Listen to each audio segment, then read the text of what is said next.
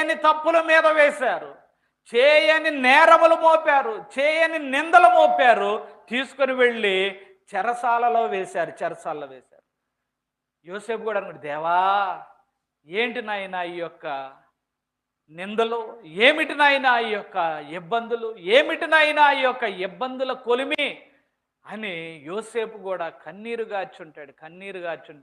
దేవా నేను నమ్మకముగా నీలో జీవించినందుక ఈ నిందలు, దేవా నీలో నమ్మకముగా నీ సేవకునిగా కొనసాగుతున్నందుక ఈ నిందలో అని యోసేపు కూడా ఎంతగా కన్నీరు గార్చాడో కానీ ఒక్క దినములోనే దేశానికి ప్రధానమంత్రి చేశాడు. హల్లెలూయా.